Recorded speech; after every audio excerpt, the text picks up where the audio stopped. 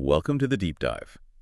Today, we're taking something that looks pretty simple on the surface, just an everyday chat, and we're going to peel back the layers. We're looking for, well, the essential tools for social interaction hidden inside. We're diving into parts of a lesson called Friends Chat, English Home Visit Conversation. It's basically a recording of two friends, Sarah visiting Emma at her home. Now, you might think, okay, friends chatting, simple enough, but we're going deeper. It's not just what they're saying, it's how these really simple exchanges actually show us a lot. Principles that, honestly, even experienced communicators can learn from. Exactly. And what's really interesting, I think, is how this conversation, which is labeled beginner-friendly, is actually a kind of blueprint. A blueprint for handling all sorts of social situations in English. We're going to pull out the mechanics, see what makes it work so well and why it applies to so many situations, no matter how comfortable you are with English right now. It's really about taking apart the basics to see their strategic value. That's a great way to put it. Deconstructing the fundamentals. Okay, so what are these key bits from the conversation that we're really going to unpack today? Right. Well, we've pinpointed a few key things that you see in, well, almost any good social interaction. First, there are the polite greetings. Little things like Emma saying, "Hi, welcome," and Sarah responding with, "Thanks for having me." We'll look closely at those. Second, there's the way they handle drinks offering and accepting. Would you like some tea or coffee? And the simple, "Yes, please," or "No, thank you." There's an art to that. Then, of course, small talk. Foundational stuff. How simple sentences about family, hobbies, or the weather, like "the weather is lovely today," actually work to build connection. We also want to highlight some really useful phrases for comfort, like "make yourself comfortable" and just saying "it's nice to see you." And finally, something the source material really stresses, pronunciation. Getting those common polite words right, please, thank you, welcome, comfortable. It matters more than you might think. Wow, yeah. It's amazing how much is packed into just a casual chat, isn't it? This is where you start seeing beneath the surface. These aren't just phrases we say. They're like the basic building blocks for connecting with people, for navigating social stuff. Okay, so let's start right at the beginning then. Those greetings. Emma's "hi, welcome," and Sarah's "thanks for having me." They do more than just signal arrival, right? Oh, absolutely. "Hi, welcome." It sounds simple, but it's an immediate signal. It's open. Emma's tone, how quickly she says it, that signals real warmth. It's not just words. It puts the visitor at ease straight away. It says, "I'm glad you're here," not just "you've arrived." Hmm. And for Sarah, "Thanks for having me." Yeah, it's gratitude, but it's also acknowledging the situation. You're in their space. It shows appreciation for the host's effort, and it kind of sets this cooperative, respectful tone from the get-go. It smooths the way for everything else by establishing that basic courtesy. Right, right. It's not just the words. It's the whole package, the timing, the tone, the underlying message. I get that. Okay, so after that initial welcome, Emma offers a drink. Would you like some tea or coffee? Feels very natural, almost automatic in hosting someone.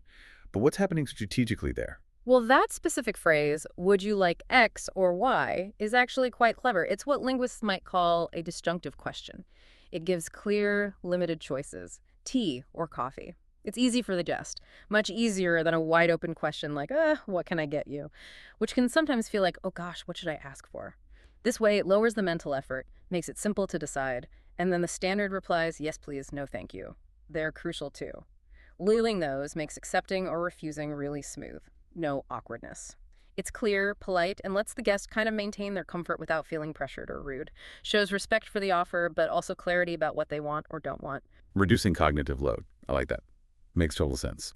Okay, so initial welcome, drinks offered. Then comes the small talk. The source mentions family, hobbies, weather. That classic line, "the weather is lovely today." It's almost a cliche, but it just works, doesn't it? Why is that so effective? It works because it's safe, it's low stakes, it's something everyone shares. Small talk, especially in English-speaking contexts, isn't really about deep meaning.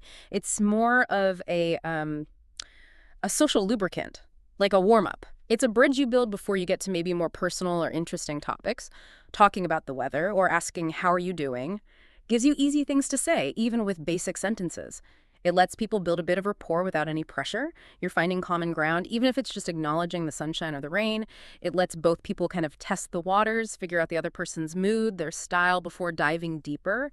People sometimes miss that it's not really about the weather, it's about the act of connecting. Yeah, I can see that. It's like a little dance to establish connection. But what if someone, maybe someone learning English, feels that pressure to go deep too quickly? Hmm. Or they just don't get the low-stakes vibe? How do you handle that politely? That's a really good point.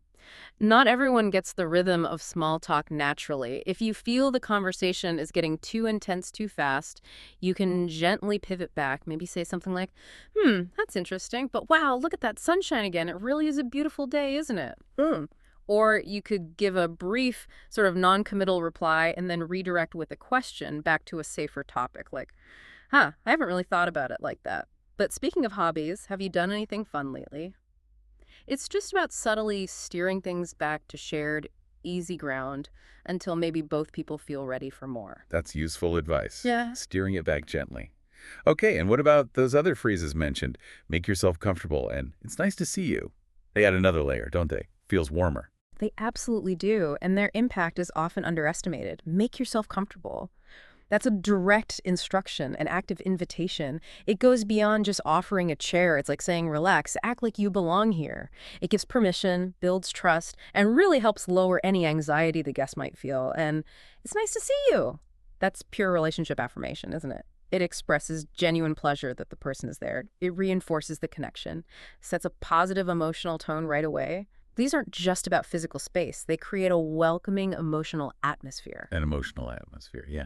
And that brings us to the final point from the source pronunciation for words like please, thank you, welcome, comfortable. We all know these words, but why is getting the pronunciation right so critical? Is it just about being understood, or is there more to it? It's definitely more than just being understood, though that's important too, of course. For these particular words, the polite ones, getting the pronunciation right conveys sincerity. It conveys respect. Think about comfortable. If you stress it wrong, like comfortable instead of the more natural comfortable, it can just sound a little off. It might make the listener pause even subconsciously. It can slightly break the flow. And with thank you, the tone, the stress, how you say it massively affects how genuine your gratitude sounds. So mastering the pronunciation, the intonation, the rhythm, it helps ensure your good intentions land properly. It makes you sound more confident, more genuinely polite. It removes a potential little barrier to connection. Okay, so tying this all together then, Yeah. it sounds like this mix, the simple greetings, the polite offers, the easy small talk, the right pronunciation on keywords. It's not just beginner stuff. It's actually a fundamental toolkit for building real, natural, friendly interactions. Exactly. That's the core idea. It's practical knowledge you can actually use. When you break down the simple chat, you see how mastering these basic bits lets you handle everyday social stuff with more confidence. It's not just about vocabulary lists, it's about understanding the unspoken rules, the social signals, the subtle ways we show respect and build rapport. This deep dive shows how these beginner elements are really quite sophisticated tools for connection. And for you listening, that's really the key takeaway, isn't it? Getting these fundamentals right isn't just about passing an English test. It's about feeling confident enough to actually connect with people, to be a good host, a relaxed guest, to bridge those first few awkward moments easily. It's totally about real-world use wherever you are on your language journey. So here's a final thought. What does all this mean for your next conversation? Maybe the real magic of communication isn't always in having the biggest words or the cleverest arguments. Maybe it's in mastering these simple, authentic human exchanges. The ones that, when you get them right, just effortlessly build bridges across cultures, across differences, and create that genuine connection we're all looking for.